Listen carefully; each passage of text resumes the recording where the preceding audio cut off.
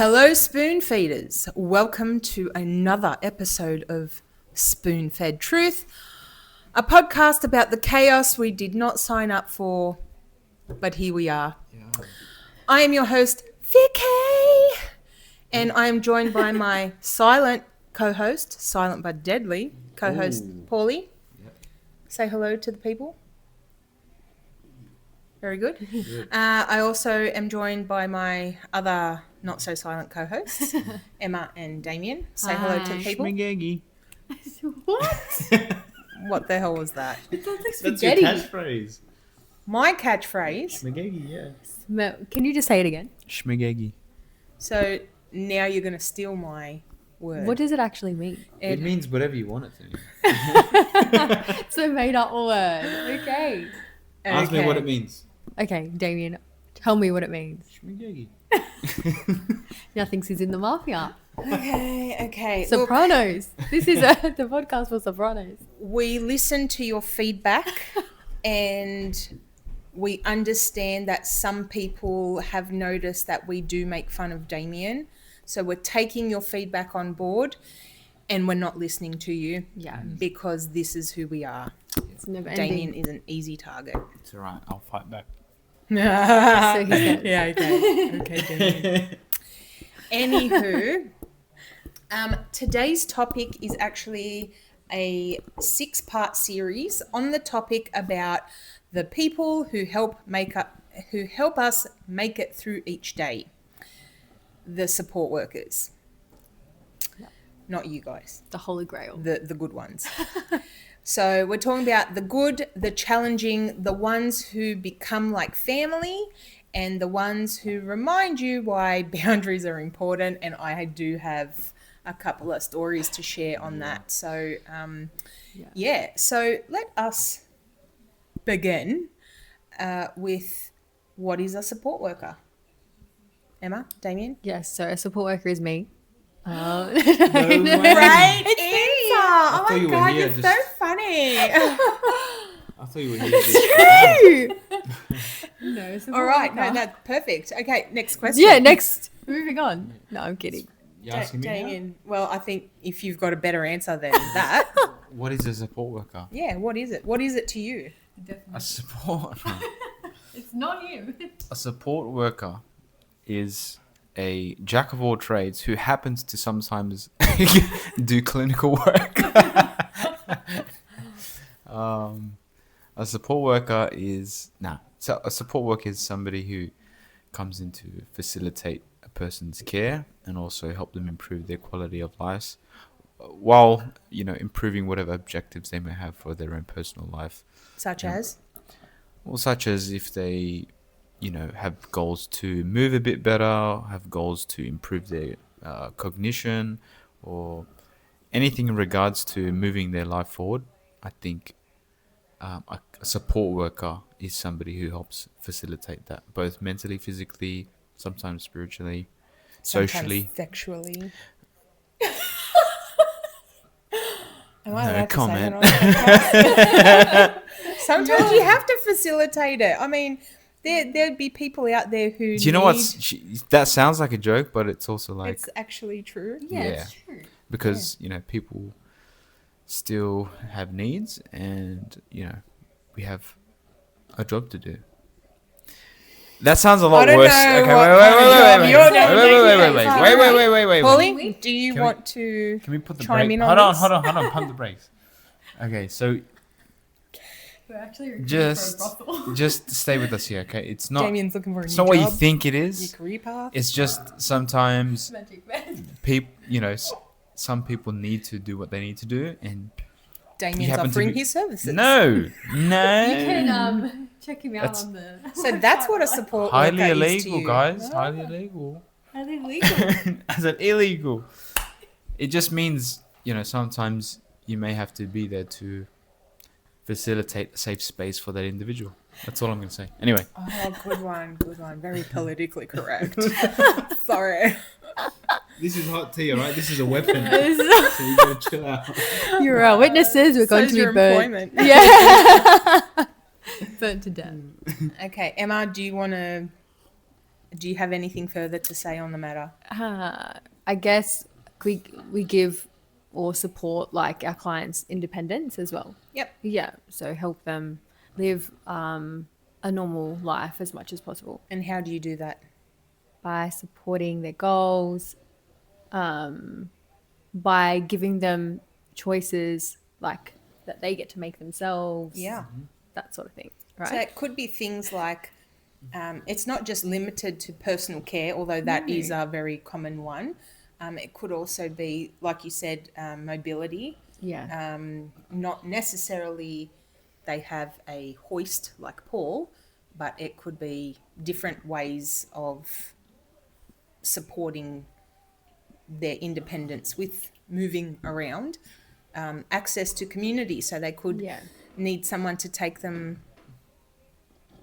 shopping or to appointments or to see their friend Yeah. or go to a park. It's also social support. So your job description really is quite far and wide. There's also domestic assistance and other transport needs. Yeah. And a big one is also advocacy, which we haven't mentioned, but you are basically the eyes and ears for your client a lot Yeah. of the time, and especially for someone like Paul who does not have the ability to talk. So you do need to be his advocate in a lot of ways. Especially in hospital. I would Hospital is say, a big yeah, one, hospital's a yeah. big one. Because how many times have you had to speak up Yeah. when Paul's been in hospital about something that they've forgotten or Yeah, that's haven't right. done or you need assistance with or whatever. So Yeah. Yeah. you also have a duty of care, which I am scared to bring up because I've been talking about it a lot the last week Yes. in this Yeah. particular setting. So when particularly on Paul's program, when you see someone has done something wrong and you may not have the courage to speak up to that person, and so you ignore it and suddenly everyone ignores it, and to me you're doing the exact you're just as bad as the person who's done something wrong. So it's important that you remember that you have that duty of care to your client, because your duty of care is to him, not to the person that has done something wrong. You should be Yeah. able to speak up regardless of the consequences, because at the end of the day, you're the professional. You're here to provide service to the person that needs it. So Yeah. Yeah. I think for that particular, I guess, I don't know what responsibility you would call it. It would be particularly more hard for people who are already quite agreeable in nature, because advocacy is one of those things where like you have to speak up even if it means you have to be uncomfortable. yes, So like you might have to 100%. say something to somebody and it's like you know you pretty much have to be willing to be the one to draw that line or set that boundary with that other person, and it means not having to consider their feelings and just being like, well, this is what needs to happen because this is what's right. Yeah. And it doesn't matter where you are. It could be in this workplace, could be in the hospital, could be, I don't know, somewhere in public. Yeah. Like we've had instances in the past where people will come up and like they're curious, they're nice, they want to kind of want to know about Paul, his life or whatever, but then there's like you just have to draw the line sometimes and be like, I can't discuss that, or Yeah, you because know, there's like, boundaries as yeah, that's well, right. and So, privacy, confidentiality with yeah, the and client. it's in the flow of normal conversation, although you might be somebody who's quite open and things like that, you still have a responsibility to also protect your client, or you know like I said, just do what you need to do to set boundaries, or protect. And I have found in over the years doing this that I have had to, not just with reminding people about duty of care and advocacy and all of that. But in other areas where, you become a little bit complacent, and I think it happens everywhere, especially the longer you've been here, Yeah. the more comfortable you become with the client in the home, that you start, I guess, cutting corners in certain things where maybe you've gotten away with it for so long that you forget that there is a reason why you have to take all the Yeah. necessary steps to a procedure.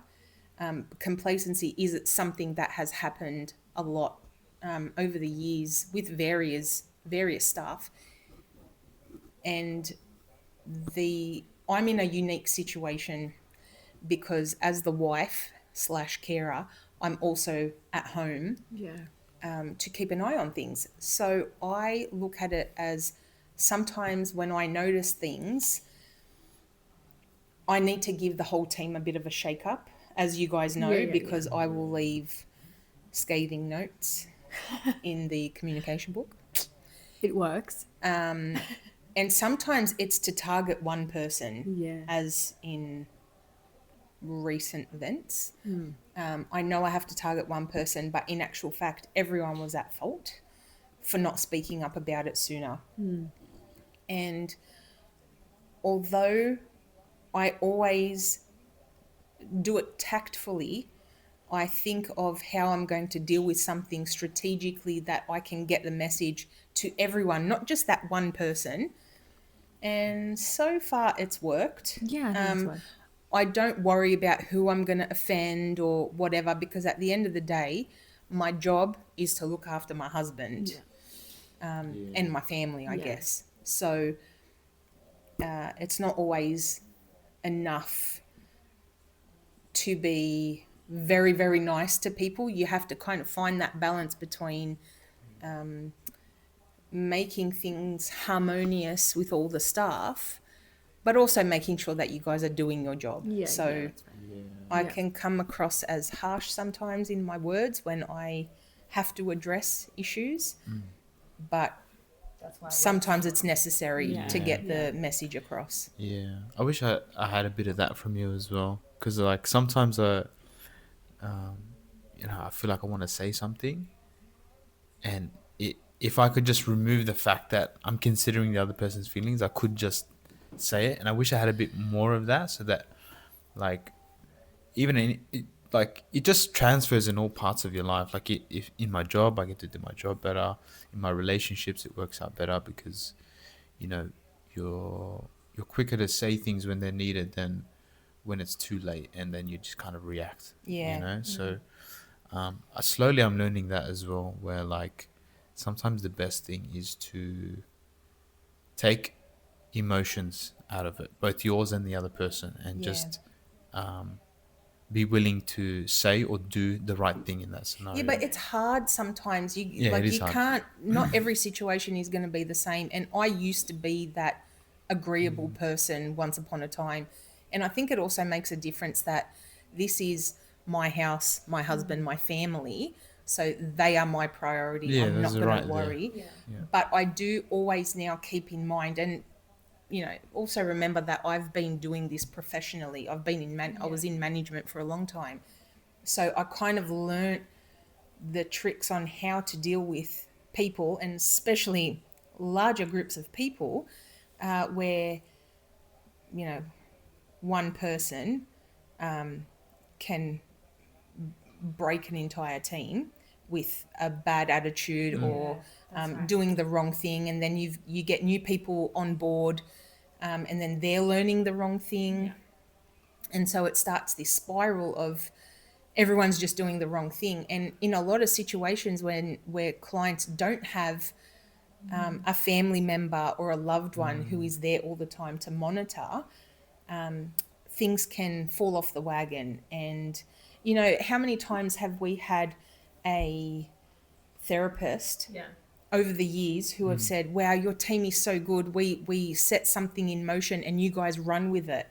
And I said, yeah, that's because the difference is I'm here to make sure that it goes. And I'm also very, very fussy when it comes to support workers. Yeah. And I know your coordinator probably thinks I'm the biggest pain in the ass because I might do, I don't know, let's say 4 or 5 meet and greets Yeah. in a row, and I won't like any of them, or I might see potential in one. But it's because I'm not going to just accept anyone into my home. They need to be the right. So what did I say recently? I did a meet and greet with someone, and he was lovely. He was really nice. He had a little bit of experience, not a lot with brain injury, but I don't really care about that side of things because we can teach you what you need to know. You're always going to be working with someone Yeah. who will guide you even after the couple of buddy shifts you've had. As in the clinical stuff. Yes. Yeah. But not having a lot of experience, okay, it means you're going to have to, the training is going to have to be a little bit more intense and a little bit more drawn out because I don't know, not everyone is a fast learner, so you got to go with the pace of that person, which is fine. Most of you guys are pretty patient. Some are better at training than others. But if you don't have the experience, you better have the personality that's going to fit with this program. So it's not just looking after Paul. If you don't have the experience, you better have the personality that will go well with the team here. So it's not just about looking after Paul. That is just one component of your job. It's very important for the harmonious flow in this household that you also get along with your team members and get along with the rest of the family because we are all involved in Paul's day-to-day life and care. Like even the kids, they will how often have the kids come out with you on outings and things like that. So the question is, why do support workers matter? So I'm going to start by saying the way you guys affect Paul's life, and this is like, I'm not talking about the direct care because yes, we know that you are able to provide, you provide all the physical needs that he requires of you, to get out of bed, to brush his teeth, to groom him, to do whatever he needs physically for you to do. But you guys, it's like having friends around all the time. You just happen to look after Paul. And that is really good emotional and social support, not just for Paul, but for me too, because I'm at home all the time and I don't want to have to walk on eggshells or feel uncomfortable in my own home, which I have previously. I learnt a lot in the first few years when we started having carers at home. You might probably remember some of the people that we've had where we've had negative experiences, and like everyone has a negative experience with a support worker. It's human nature. You're not going to like everyone. Not everyone gels well. And even gets along with each other, really. And personalities clash.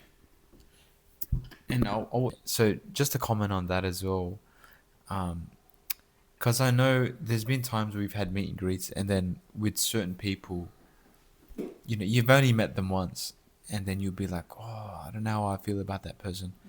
And for me, outside looking in, I'm like, hold on, you haven't like given them a chat, you haven't seen how they work or blah blah blah. But now, like, if I really try to think about it and put myself in your shoes, when you've been doing it for so long, and when they're in your house, you can quickly get a good feeling of whether this person, you feel comfortable with this person in your environment. 100%. So you would be a lot more attuned to like subtle things in their personality, things that they say, you know, how they behave. Like that'll all give you information on whether or not you are comfortable with this person, and a lot of that will probably be intuitive too. So I can kind of get it now when you sometimes will say like, oh, I don't know how I feel about this person, because I'd Yeah. probably be the same. I would be like, I would meet one person, and like I'm just so used to, like, you have uh like an insane amount of people in your house all the time, new people, and like just flowing in and out of your house. Really? So in terms of You wouldn't experience, read about it. in terms of experience, both, through your journey with Paul and also in your previous roles, I can tell you're probably very attuned to, Yeah, look, whether it someone's has right for the it right has place. come with experience. As I said, I learnt a lot in the beginning where I made mistakes, probably around boundaries, especially allowing, not setting boundaries early on. Yeah. I think because I even didn't know. Professionally, I know what my boundaries are, but to really understand the rhythm of the home environment and what role I wanted you guys to play, and knowing my role, because Yeah. I'm the captain of the ship. So it kind of, I have to have clear boundaries, Yeah. even though sometimes boundaries do get blurred. Yeah. I don't even know, doing this podcast, if that's really crossing boundaries. That's right. But it's for a good cause. Next topic. But also, what you guys are here for affects me and the kids as well, and how we are as a family, because we're not the average family anymore. And I know that it has deeply affected Paul and the kids, which brings me back to why I'm so fussy with who I have in the home. Not that when I have had to get rid of someone or when people leave, I don't have any ill will towards anyone. This could be a stepping stone for a lot of people. We've taken many students over the years, and when it's time to move on and move to their careers, I'm like happy to let them go. I'm happy. Thank you for, doing what you came here to do. I'm very grateful. I get it. It's time to move on.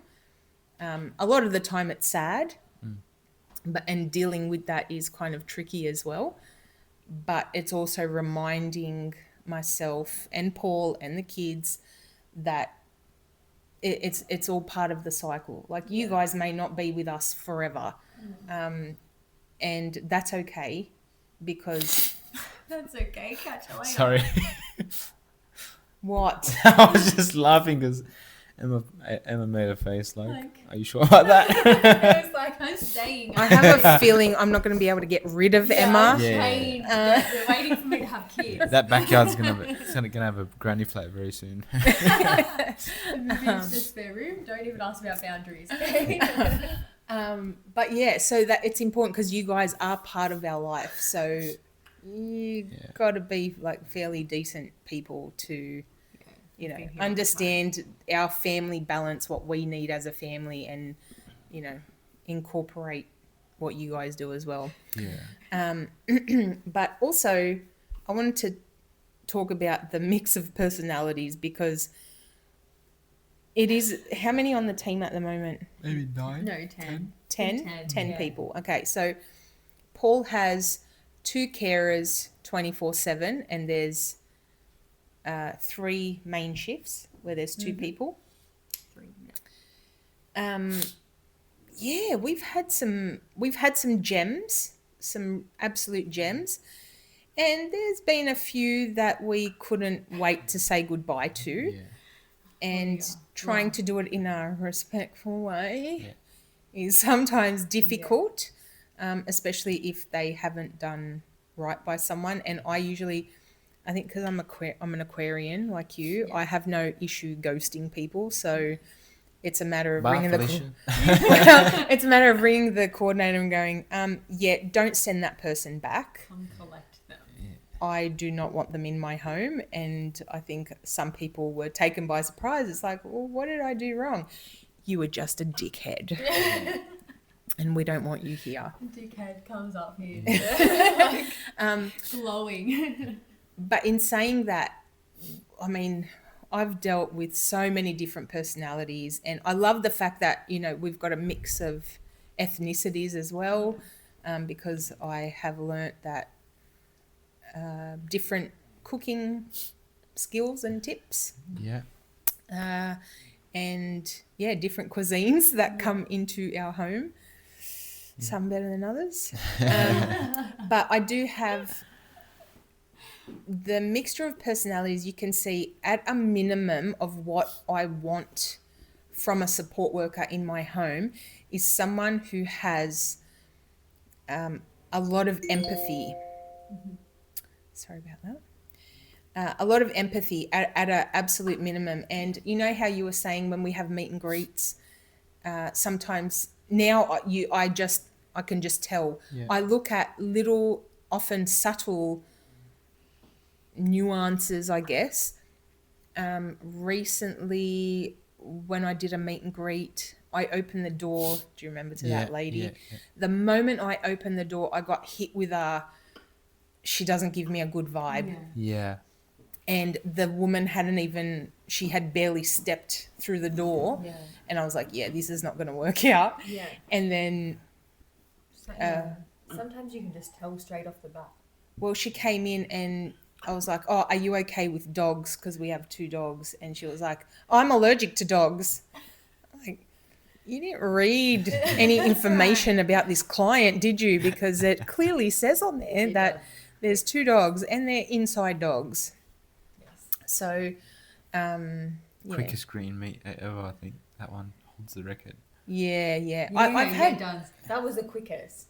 probably, yeah. Yeah. I've had others where it was 2 of them. I was doing 2 at once, and the guy was standing at the door, and the lady that he was doing the meet and greet with him hadn't arrived yet. And so he's standing at the door, and I said, would you like to come in? And he's looking at me like, oh, I'll just wait for the other lady. And I was like, but what if she's really late? Just come inside Maybe and he was wait just for nervous. her. He was, but straight away he was like, he refused to come in. Yeah, it's not a good sign. And I closed the door. I was like, okay. 5 minutes later, doorbell rang again. I opened the door. The girl's with him. I've brought them inside, so already not having a smooth introduction was a sign to me that things are not going to go very well. Yeah. They sat down. They barely answered any questions I had. And it wasn't a job interview. You've obviously already gotten the job with the company, but it's whether or not you will be a good fit for us. And their answers were very blasé, and maybe it was nerves. I'm not sure, but that straight away told me this is not going to work. And over the years, I've had people who, while I'm speaking to them, they're looking at their phone. They might be like looking around everywhere, just not at me. And I thought, and I mean, that kind of might sound trivial to a lot of people, but these are the things I look for. Sometimes my head has overridden what my heart feels. Like if my heart's saying this person isn't good, but it's like, yeah, but we're desperate for staff. We need someone to fill that Friday afternoon shift. So I give them a go, even though I know that something is off. And it's not long before you guys collectively are telling me, this person is shit. They're not good for us. Time to go. And I'm like, damn it, I knew it. And I think most people on the team now, you understand why I look for these certain things during the meet and greet. Because I never used to do a meet and greet. And I realized, Just take people on. I would, because if there were shifts to fill, I'm like, let's just bring someone on. And then I was like, you know what? I can't do this anymore. It has to be a meet and greet because I don't want to waste my time, the company's time, or the person's time. It's also a bit dodgy, like just having someone rock up and then just... But a lot of people, when you're desperate, they might not. Like that. We didn't do a meet and greet. Yeah. Employed like that. No, I mean, like me and you never did a meet and greet. Yeah, that's right. Yeah, so I it just was, got the job. we just needed, Started. I think we were also with the other company and there was some, I had more of a friendship. It was Yes. less professional, more of a friendship with the coordinator. So she knew the type of people to send me. Yeah. And yeah, the coordinator makes a big difference as well. But your coordinator now, very professional, and I have maintained that professional boundary with her. I also feel like I can be very honest. If I say that person did not give me a very good vibe, she's like, yep, okay, cross off the list, let's go. Yeah. Because we've had that good rapport now for quite some time, that she just understands it's nothing personal. They're just not going to fit in Yeah. into this program. Let's not waste time. It's even like if they come late. Oh, that's your pet peeve, isn't it? It's my pet peeve, but Yeah. even like if they come late, it doesn't Yeah, really it's set first up- impressions. Meet Yeah. and greets, definitely not. That's for sure. That's what I mean. Yeah, for meet and greet. Like, Unless they have a That's- good, yes. a really good excuse, but allow enough time to get to your meet and greet. Yeah, that's what I. Like think. it's not you're trying to same make thing a as good, a job interview. You wouldn't That's be what I late for a mean. job interview. Exactly. Yeah, well presented, come on time. Like they're all just basic things. Remember that lady who she came. We hadn't. I don't think we hadn't moved into this house yet, and she came by bus. Yeah. And I was like, dude, we don't live in a place where Where you you can can. use bus. No, Yeah, no. I mean, Is yes, that we the have one buses. that asked me to drop her off? No, that was a different one. Oh my god, that was So you've got That plenty of that stories. story. far out. We have I don't lots know. of If, stories. should I tell that? No, that's alright. Wait till we get into the story part. When we and, get to that part of um, Yeah, this you can we should podcast, do share. like a whole podcast on just storytelling of what not to do or yeah. Well, this particular lady, she had caught the bus, and it's fine. But I was like, sometimes if I want to let you guys leave early because I need to go somewhere, just because I've been in the situation before where they sent me someone who didn't have their own car, which to work in in this this- industry in general, like in you the should have one. industry, one. but for this particular client, you Yeah. need a car. Should do your research. This is not a as to- public transporty area. We No. don't exactly, and No. so anyway, this lady showed up, and the other thing was I noticed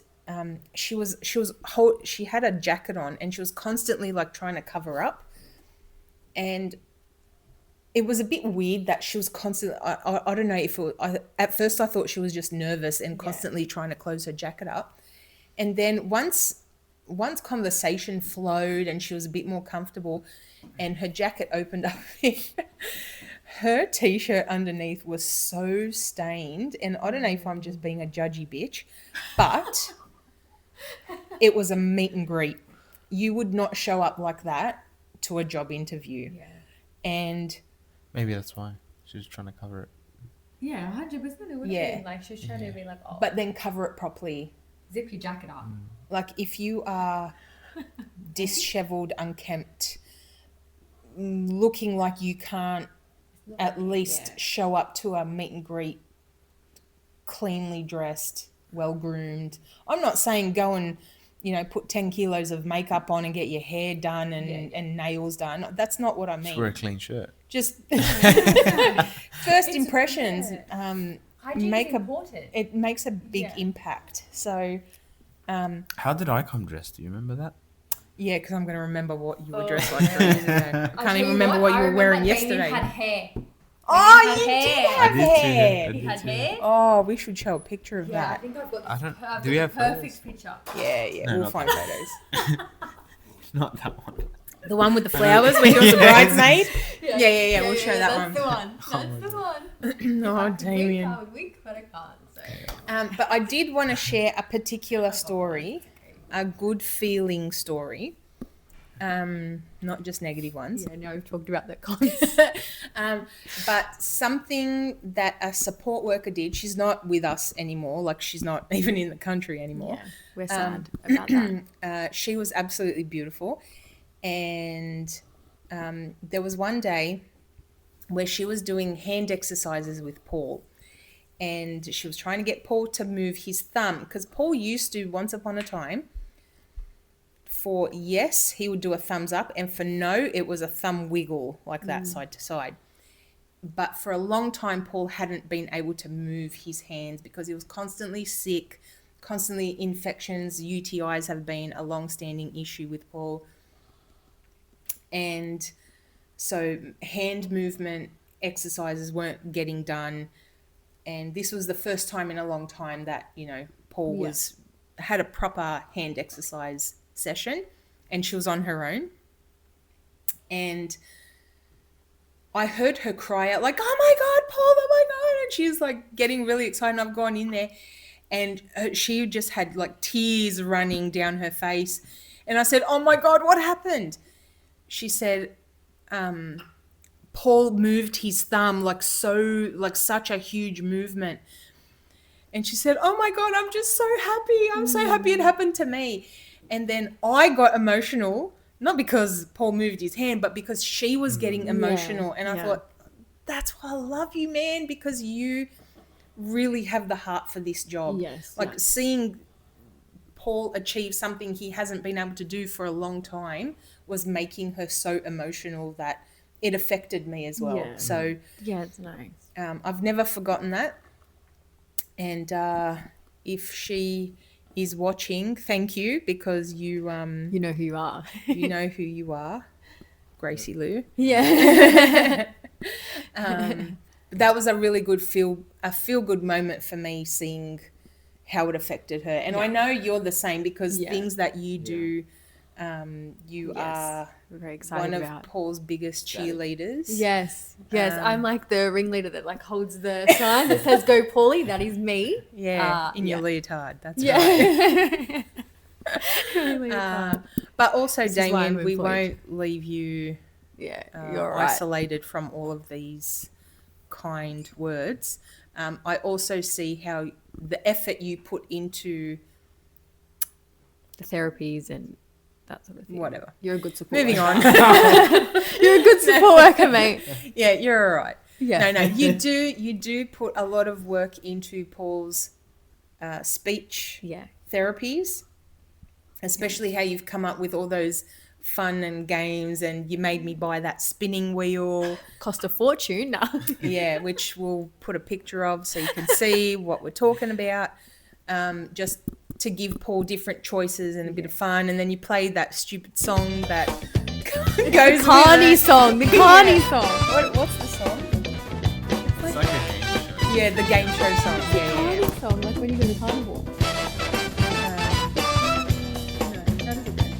We'll play the tune.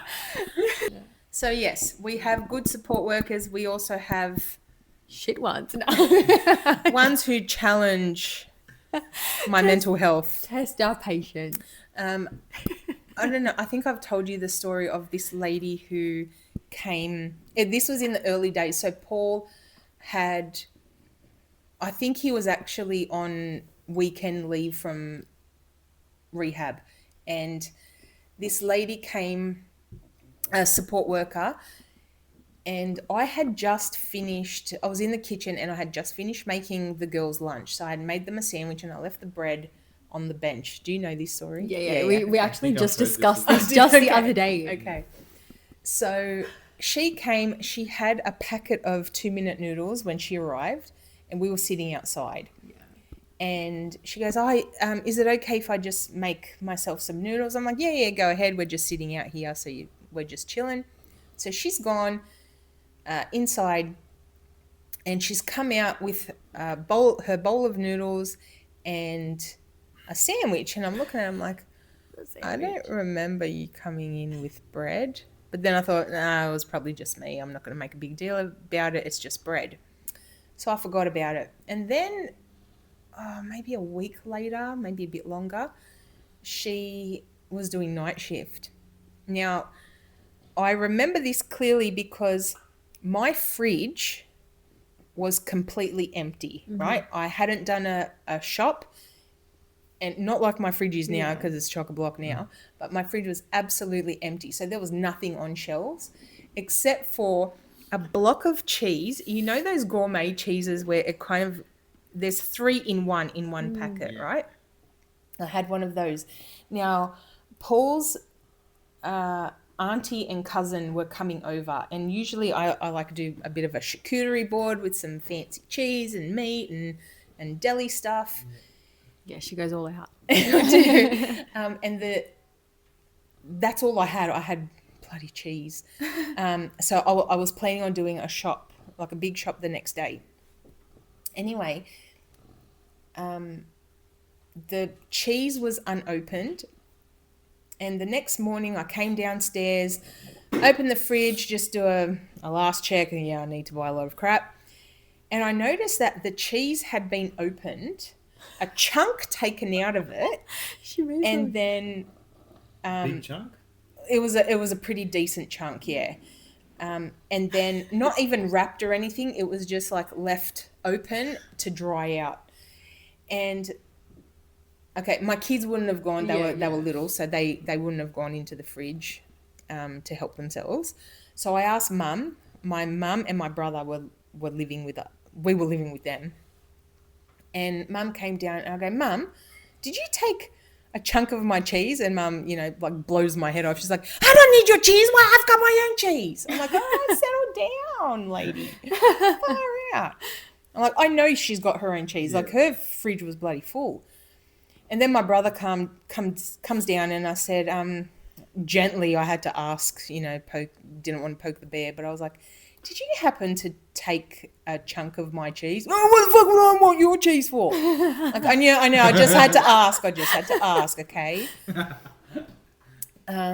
So I knew it wouldn't have been any of us. Yeah. It could only have been because it was at the time it was only one person. Overnight for night shift. She was the only person it could have been. She may as well just bit into it. And I was like, okay, it's just cheese. It's just cheese. It's not a big deal. But then I remember the bread. Yeah. She's helped herself to things in the fridge. She's starting to and take a couple of things. I am a generous person. If you are hungry, I will give it to you. But don't just go and help yourself. Yeah. Like, what is wrong with you? Yeah, that's right. I know it's a bit of a worry because if she's stealing, it is stealing. If she's taking the bread, she's taking the cheese. What's next that she's going to take? That's the thing. Had she asked for these things, I would have happily given them to her. However, when you're just taking things without asking, and I'm entrusting you in my husband's care overnight, where I'm not around to police what's going on. How am I supposed to trust you, like to not go through cupboards and, just help yourself to whatever? Yeah. So that became a bit of a red flag, massive red flag. Yeah. So I spoke to the OT. I ran into her on the way to rehab after this incident, and I told her what happened, and I said, I feel stupid. It's just cheese. It's just bread. And she goes, principle. It's the underlying issue there that she's just helping herself to things. And I was like, I don't want someone like that. I need to be able to fully trust you to do your job and not go through, rifling through our stuff. So that was a lesson for me. And you guys know, if you ask, you today asked me, do I have any chocolate? Sugar-free chocolate? Well, sorry, you I offered it. Okay, that's different. Yeah. Or like last week when I gave you most of the ingredients. But also you offered, okay? Boundaries. Because I didn't want you buying baking soda that you'll only use like a tiny bit of. Well, that's why I was like, okay, well, you twisted my arm. I won't buy it. But it's good. Like I'm happy to share things because I trust you guys that you will, not rifle through things. Even though, you already know my undies and stuff because you do our laundry. Yeah. So what is there to hide from you anyway? Yeah. But anyway, you should have just left some bread and cheese to the bus stop. So. Catch us, sis. Well, the beauty was the lady who took the bread and cheese, she actually drove, so she had that advantage. Drive to her next. Yeah, yeah. victim. Dun dun dun. We need the Law and Order sound in yeah. And look, it could be. I know that there are clients out there who are happy for Yeah. the staff to take whatever they want as they please, but I'm not one of those people. Yeah, and Like I had to put my boundaries in place, but it was all a learning curve for me as well. So we've talked about some of the unseen challenges that is involved in having carers in the home, especially because you encroach on our private space under necessity, and how this can affect us. And I think when we chatted with Layla, she also talked about how it affected Paul's eldest child, yeah, that's right. who is a giant turd right now. She's behind the camera. She looks good. If only we could show you. If only we could flip the camera to see what she's doing. Handicapped over there. Oh, that's right. We can't say that. word. Yeah, sorry. Remember that we've already learned that, guys. Lost this, I don't know. Damien's editing, so it's fine. Yeah. But what about what support workers have to go through trying to fit into an already established routine? Did you find anything challenging, or maybe even rewarding, or something that you learnt trying to fit into, maybe not even necessarily this program, but with other clients? Did you find it hard to gel? Maybe not necessarily even the client, but just working with other. Yeah, I think working with Carers? other carers can be quite difficult, or if the family isn't as supportive as, say, you are. Like, Pretty I've worked in supportive. places where the family's not involved, they're not supportive. In what way? Well, they just, it's like a too hard basket. They think you're you're the support worker, which we are. I feel like when you work with clients in the community, when their family is involved, like the results are a whole lot better. So like I've worked with clients that still have their families in the home. They don't want to have any involvement at all. They don't want to, even like it was summer. I don't know if this is relevant, but it was summer and it was like 35 degrees and my client's parent refused to turn the air conditioning on. For not even it's it's not good for us, but it's not even good for your own son. Yeah.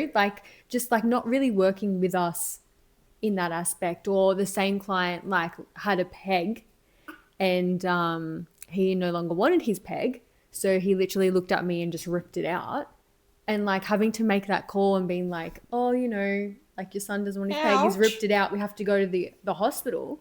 When we got back, the dad was like, what? That's going to cost me a fortune. The ambulance is so expensive. The funding covers that, but it's your son. At the end of the day, that's your son. Yeah, I think from the other side, I imagine for a parent who might be already stressed, highly strung, that it was just another stressful thing. Because I know even for me, when something like if you say to me, Vicky, and I'm upstairs, as It's you know always you me. do. Always me. Yeah, Paul's got a rash on his leg, and I'm like, oh fuck, I know, and I just deal. But I know I have to deal with it. But it's far out. Can you come have a look at this thing you've seen 3,000 times? Yeah, but I want to be that person that I'm like, just look, please. I know it's necessary, but it's far out, just another thing I've got to do. So possibly that's what was going through the dad's mind. Probably because it was me. And I'm always the one to be like, hey, I'm reporting everything, so it's me. But Yeah. Or when you work with other support workers and they just don't want to do their job and they just want to sit there, they don't want to help you, they don't want to assist. It is annoying. I think we call them Kit Kats. So we call it? Kit Kats, the support workers who are always taking a break. Yeah, that's it though. Things like that, or the ones where we're trying to. I'm being Toilet serious. breaks are necessary. Yeah, Not 45-minute toilet breaks. That's right. That's right. 45. Come on, 45. Damien. We're going And to we time can it hear next him time. listening to Instagram reels in there. Yeah. No. Yes, but, actually. Yeah. Yeah, TikTok videos. Yeah. I'm not the only one that's. but not even that. Yeah, like, Paul. We heard you. Not we know what you're doing in the sharply middle of out the of night. Yeah. Okay. Or even like when we're training them and they, they've never been here before. We're trying to explain to them that things are different and they just know everything. Oh, Like that's yeah, another yeah, thing yeah. that like, We've just had listen. We've had a few know-it-alls. yeah. We've had quite a few know-it-alls, actually. Do you remember? I don't know if I can say it. There was okay. So I was told that they were onboarding a new care worker who had been a registered nurse, but like 10 plus years ago. So he's deregistered. He hasn't been in the game for a long time in the industry, wants to get back into it. So, be great to get him on board with Paul. And I said, okay. So he was going to have a week long, 5 days of buddy shifts. And I thought that was a bit excessive. And so I remember he was buddying with 2 male workers in the afternoon, and I had come in to introduce myself. I don't know, I had maybe been out somewhere and I had come home, and they were in Paul's room, and I introduced myself, and he was a little bit standoffish with me. And at first I thought maybe it's just me, I'm just, being paranoid. But the more I tried to talk about him, I said to him, I go, oh, so I played a little bit dumb, and I was like, oh, so have you worked in the industry before? And he goes, I have a registration. And I was like, oh, good for you. Have you worked in the industry before? And he said, I have a registration. And I said, congratulations. Yeah. Have you worked with someone with brain injury in the disability sector Yeah. before? And I remember he just kept giving me short, sharp answers as if I'm a nobody. And I thought, you know what, I'm gonna let it go. I'm gonna let it go, and I'm gonna see. Like already in my head, I'm like, you are not gonna last if that's how you are going to work with me. Not that we have to be friends or anything, but it would be a good idea to get on my good side, because I'm the one that's making the decisions about whether or not you stay or leave this program. And by the end of that first shift, the 2 male carers who were working with him both approached me and they both said, he is rubbish, get rid of him. And I was like, whoa, why? They said, he was just conceited, massive know-it-all, massive douchebag for various reasons, apart from the fact that they had also witnessed exactly what I had Unethical stuff. seen. Yeah. So I was like, I rang up the coordinator. That actually goes back and to said no, thank you. episode 2, like talking about identity and stuff. Yeah. Because a lot of people that I've personally come across, and I think it's just honestly, it's a temperamental kind of thing. Like some people will develop their identity by attributing their own sense of self-worth through their occupation, through what they do, what they've achieved, what they have. So That's all not of these, necessarily a bad thing, it's though. not necessarily a bad thing, but when you do it, when you allow it to define you so much that it becomes your whole identity, then your sense of who you are is very fragile, because once those things are taken away from you, you feel very vulnerable as a person. That's why when you're talking to that person and you're saying, have you worked in this industry? That's a very normal question. And anybody with a normal way of thinking about things wouldn't have reacted so much to, that you may be a nurse, but it's very specific. Are you in this industry? Have you worked with, someone with brain injury? But because his ego is so fragile that he attributes his sense of worth to everything that he does and everything that he is, he immediately interpreted that as, oh, well, you're attacking my identity. Like, you're making a personal judgment on who I am as a person. When it's like, Yeah. that's not. And the other thing is, like, he would have no idea that I've had extensive experience in the Yeah. industry. I've worked alongside with many, many, many registered nurses. So when I was told that he was formerly a registered nurse, I was like, oh, yay, someone with a professional clinical background would be an asset to the team. You know, we can probably learn from each other. But in the very first instance, he was clearly showing that he was a massive douchebag and not going to fit in with the harmonious flow of energy in my home. Yeah. So, yeah, Yeah. out with that asshole. Yeah. Good luck to whatever he's doing right now. Probably getting on someone else's nerves. Good luck to him. I wish him all the best. Yeah. So I think we'll wrap that up for now. Next episode, we're diving into what happens after the first introduction or the meet and greet. Some people choose not to go through with an initial meet and greet. But I find the first impression is quite valuable, as I have mentioned, because I am so fussy. So the next episode will be around building trust and setting boundaries when someone's in your home every day. We are not medical professionals. Our stories are based on our experience. Should you need medical advice, I would go to A medical a professional. medical professional. That's not us.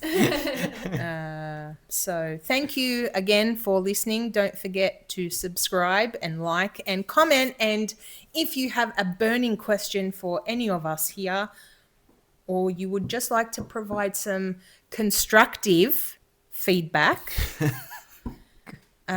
our email address is spoonfedtruth@outlook.com. Otherwise, you can reach us on our socials on Instagram and Facebook. Yeah. Say goodbye, people. Bye. Bye.